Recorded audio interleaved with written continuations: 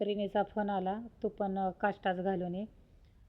कारण आज वटपौर्णिमा त्यामुळे का नाही अवघड होतं काष्टा नेसणं घालणं, कधी घातलेलाच नव्हता. पहिलीच वेळ होती, तो पण नऊवारीचा. पण घातला कसा बसा, एवढं काही जमलाच नव्हता. मग पटकन आवरलं, कारण सगळे वाट बघत होते. मग मी पण गेले पटपट. आमच्या त्या ताई काकी ह्या पण पुढंच गेलेल्या होत्या, या तिघीजण जावा जावा. तोपर्यंत त्यांनी नुकतीच सुरुवात केलेली पूजेसाठी. तोपर्यंत माझ्या मैत्रिणी पण इकडून आल्या. त्यांना पण खूप हसायला येत होतं, कारण काष्टा पहिल्यांदाच घातला होता, तो सुद्धा नऊवारीचा. मग आम्ही पूजा करायला सुरुवात केली. सगळ्यांनी पूजा केली.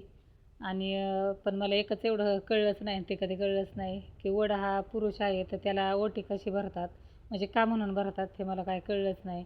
पीस नारळ वगैरे, नारळी ठेवणं ठीक आहे. पूर्वीच्या वेळेस मी नवीन नवीन वडाला पुजायचे, तेव्हा पीस वगैरे असलं काहीच नव्हतं. हे आता नवीनच आलं आहे काय, काय कळत ना. मग आम्ही सगळ्यांनी मिळून फेरे घेतले, कारण झाड पूर्ण वडाचं झाड जे आहे ते पूर्ण असं चारीच्या कडेला होतं. त्यामुळं पलीकडच्या साईडला भीती पण वाटत होती. मग थोड्या थोड्या जणींनी आम्ही सगळ्यांनीच 7-7 फेरे घेतले. मग जसे एकेकाचे होतील ते बाहेर निघायचे. माझे पण झालं. मग नंतर सगळ्यांना आम्ही हळदी कुंकू लावलं.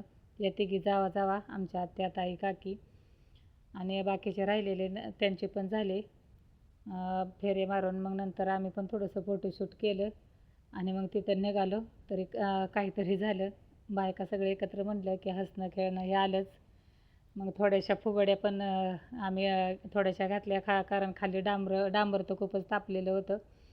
पण मग निघालो आम्ही नंतर घरी. आणि भूक तर पोटाला खूपच लागलेली. मग नंतर थोडेसे हलके चिप्स तळले. फिश तर होतीच आमची पहिली खायला.